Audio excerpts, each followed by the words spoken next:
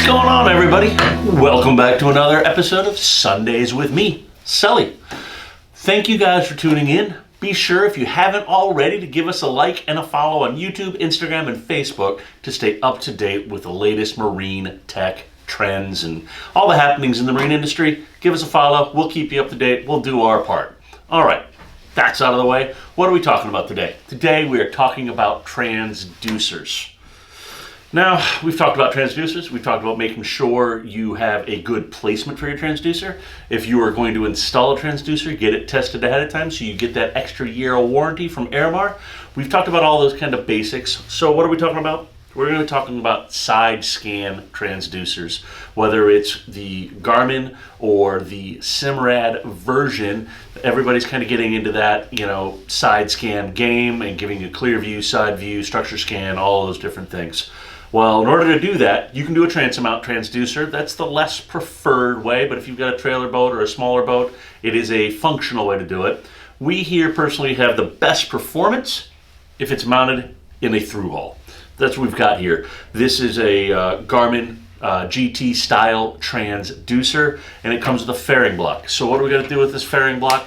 We need to find out what the angle of our hull is, port and starboard. It's going to mirror, but port and starboard side, where you're going to mount this. Anymore, everybody's got a smartphone. There's an angle finder on there. This thing doesn't have to be, within a half degree. Put your phone up there, read the angle. It's probably going to say, somewhere between 10 and 20 degrees, more than likely for most people.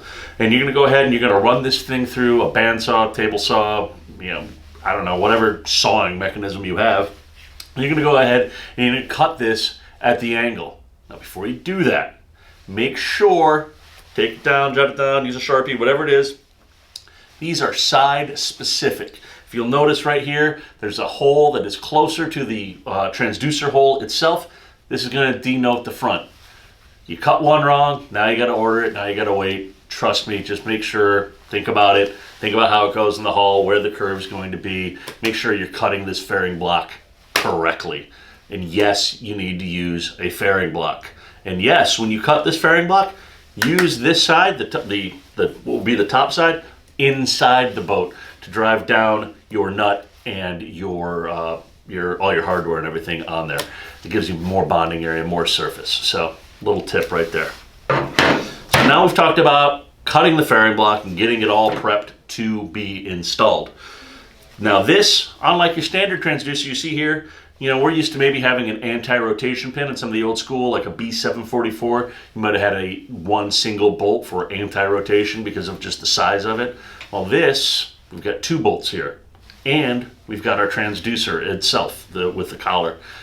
So driving this in is not just as simple as drilling out your 3 holes and putting it up in there. Just because the angle and things, it's going to be kind of snug, going to be kind of tight. You don't want a ton of play in here because, again, this is in the water, right? We want to keep as much water out and not be relying on the sealant to do everything here. But once you drive this up in there, put your nut down here, then you're going to put your nut here and here. You literally have to walk this transducer up. So you go in, you get it into the boat, you think you've got it all good, you feel like it's got it all nice and snug, so you go outside to check the gush out from the 5200 Sikaflex, whatever it is you're using, and you realize that, gee, there's still a quarter, an eighth, or a half inch of a gap in there. That's because you didn't drive it up properly. A lot of people, the old school ways, you just took this nut, you ran it down, tightened up your anti-rotation, and away you went.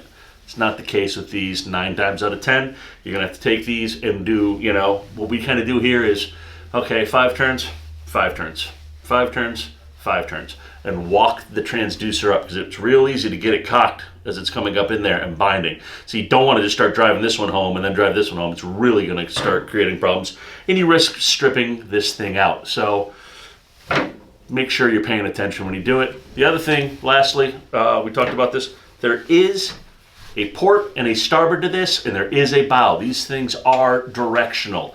So make sure you're paying attention to that when you're doing this.